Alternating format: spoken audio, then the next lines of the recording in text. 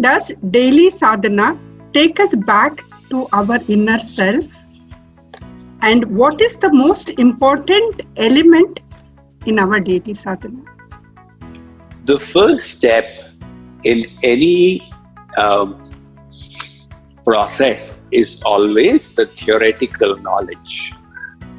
Knowledge is an extremely powerful means of accomplishing anything, whether it is material science or spiritual science. So if you want to do something in science, you go and receive material knowledge. Now, spirituality is also a science. And the first step in that is to understand the theory. So the aim of this daily sadhana is like this: to give you the opportunity to do Shravan Manan Nididhyasana, hearing, contemplating, and then deciding accordingly. In other words, creating a belief system within you in the lines of that knowledge. That is the first means. And the second is to give you the opportunity to practice meditation. Meditation will help you overcome the fluctuations of the mind and go deeper in your absorption of the mind towards God. Alongside with that, it provides you practical practice for devotion. Like, for example, in the simple processes of prayer, of kirtan, of arti. So the idea is this, that repetition is the mother of learning. The same knowledge could have been given to you in 3 days, but factually it would not have been of use. So when it is spread out and you're constantly practicing it day after day after day, by the time you complete the whole course, all the knowledge is sunk deep in. You have created belief systems in accordance with them. You have practiced meditation every day until it has grown into you. You have learned to develop love for the name of God, or bhajans, etc., to offer prayers. And in this way, after you complete the entire course, you are then in a position to continue this practice all your life. So when we talk about going within, what does that mean? Our senses are directed outwards presently. Paranchikhani vyatranat swayambhu. The Kathopanishad says, the Creator Brahma made these senses such that they go outwards to see, hear, taste, smell, touch and feel. Now, in this sadhana, we are diverting our mind and senses inwards, contemplating, meditating, reflecting. All these are spiritual tools in your inner journey. And the deeper and deeper you go, you will get knowledge by realization. Right now it's just theory. I am the soul, I have a mind. But as the purification takes place, slowly you will be able to see, oh, this is the mind. It's playing mischief. I will not associate with it. This is the intellect. Now you see yourself as the soul by realization. So it's one thing to keep speculating there is honey in a bottle, and there's another thing to open it and eat it. It's one thing to speculate, how do I go inside? And the other thing is just trust the teacher and do what the teacher says, and the journey will happen by itself.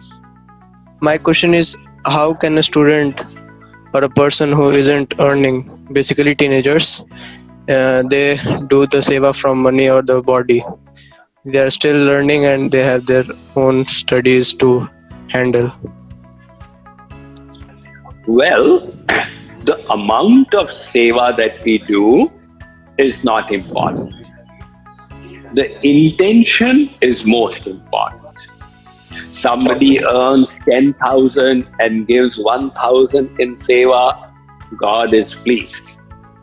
Somebody earns 50,000 and gives 2,000 in seva, God is not happy with that. So God doesn't see how much we give. He sees the spirit of sacrifice. All right? So no matter what you have, however little you have, develop the habit of giving. Very often people postpone these things. Oh, I'm only at this level. When I become richer, I will give. But the fact is, those who have not learned to give when they are poor, they do not also give when they are rich, because the needs and the desires keep on increasing. The statistics in America are very interesting. The second poorest state out of 50 in America is Mississippi. It's always the lowest in everything. That's why there's a saying, thank God for Mississippi. They always reserve the last spot in any list. So that is its economic situation. But when it comes to charitable giving, it is sixth in America. And on the other hand, New Hampshire is the sixth wealthiest state in terms of average household income. But when it comes to giving, it is 45th in the list. So we don't give from the tops of our purses, we give from the bottoms of our hearts. Whether if you are a student, whatever you have little bit, decide, I will give out 1/10 of this. That will help you develop a mental training. When you are earning far greater, that habit will remain. In the same way with your time. If you have, let's say 2 hours in the weekend, every week, you take out those 2 hours for seva. In this way, you cultivate that habit within you. So at the same time, remember that God is only seeing your intention. If you were able to take out 2 hours and you dedicated them, God is extremely pleased. So intention is the mind. That is where we want to reach. And this tan and dhan are helpers to reach there. The scriptures say, tat siddhyai tanu vittaja manasi cha parasvita.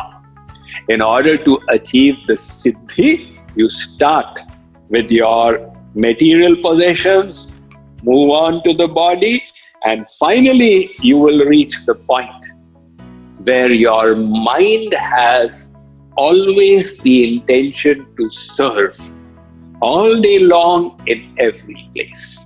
And when you reach that state of mind, you will find that the transformation in your life has taken place.